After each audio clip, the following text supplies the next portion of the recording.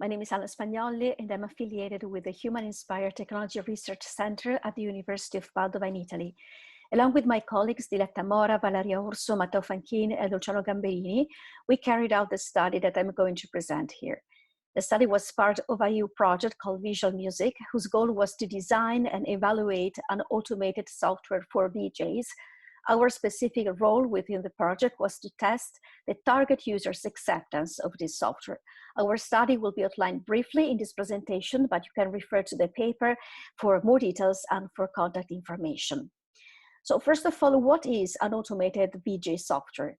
It is editing software which produces 3D visuals such as the one that you are seeing now, whose appearance changes in accordance with the music. Visuals like these are used during live music events of any sort, from small nights at clubs to large music festivals. The target users of this software are VJs or DJs who want to have visuals well synchronized with music in their show. The VJ software would work in this way. First of all, one needs to have some 3D content ready, such as, for example, the little astronaut here. The content is created elsewhere then, and then imported into the VJ software. The user starts connecting the music parameters with the animation of the 3D object imported in the software. Once the connections are defined and the project saved, the visuals are ready. They can play automatically in a sort of autopilot mode in the show, or they might respond to specific input from the performer during the show itself.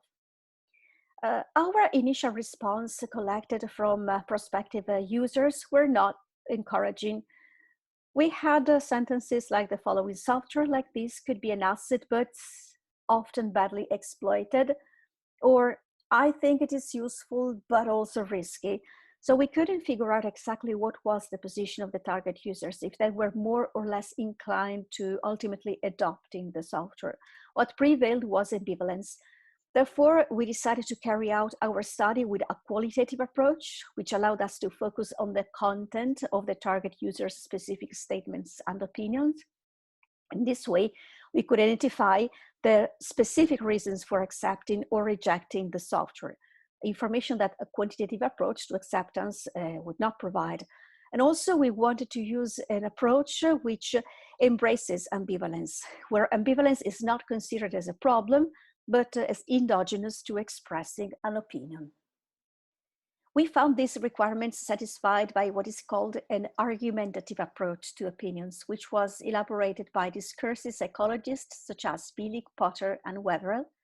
According to this approach, our opinions are inherently argumentative because they position the speaker with respect to a controversial issue. Any given position is argued for with the help of some premises. Premises are statements that are generally agreed upon by the community to which the speaker belongs. So, in light of these considerations, our goal became to identify the controversies gathering around the adoption of automated VJ software, and also to find the arguments allowing to take a position on such controversies. We started with phase 1 of the study. It is most common in qualitative studies not to start abruptly with the core phenomenon investigated, but to first familiarize with the context in which the phenomenon takes place. So we first conducted a study in which we wanted to understand what was the user's perspective of their sector of activity, because it is in this sector of activity that they would eventually have to use the software.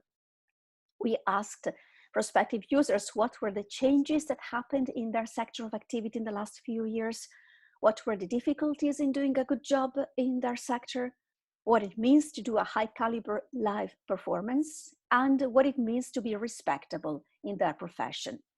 We asked these questions to a few people face-to-face after an informed consent. There were 7 stakeholders, 38 years old on average, all men, and all of them with a long experience in the live music performance sector. At the same time, we asked the same questions via an online survey, also including an informed consent. We reached in this way 102 respondents, about 33 years old on average, 79 of whom were men. They were of various provenance, as you can see, but they were all experienced in their job and used to perform internationally. The results are explained in more detail in the paper, but in a nutshell, we found that VJs and DJs perspectives differed in some respects. VJs, for example, considered that the demand for visuals was growing, whereas DJs felt that their sector was saturated. To DJs, visuals would give a competitive advantage in this saturated sector. The question is whether they would use a VJ, a person, to do so, or automated software. Another difference is that VJs think that their software is outdated compared with DJ software. They also complain that they have to take care of purchasing and carrying the software and the equipment themselves at the venue, while DJs find all the needed equipment at the performance venue ready. Finally, both kinds of professionals feel that their work has to do more with art than anything else. Being popular or good at entertaining the audience is not what makes them respectable. Doing artistic products is. So having a knowledge of the target user's perspective of the context in which they might use VJ software allowed us to proceed to phase 2 in our study. Phase 2 consisted of a set of interviews on automated VJ software. We carried out them via WhatsApp, so we could record the interviewer's answers very easily and set an appointment without the need for physical traveling. The informed consent was asked before each interview. We reached in this way 12 VJs and 13 DJs, including some women. The questions that we asked were what they thought about the relationship between software and creativity, between software and the job market, and between software intuitiveness and art. The analytic process consisted of transcribing all the interviews. Then we extracted from the interviews the pieces in which the interviewees expressed some positions on the software. In each extract, we then found the premises on which the positions stood. And then we identified the main controversies addressed by the interviewees' argumentations. We found 4 main controversies related to adopting VJ software. The first controversy is whether automated software impacts on creativity positively or negatively. Then, depending on the argument and on the premise, the position could be positive or negative. One premise that, if fulfilled, could make the difference between positive and negative is whether the artist is or not responsible for using their tools creatively.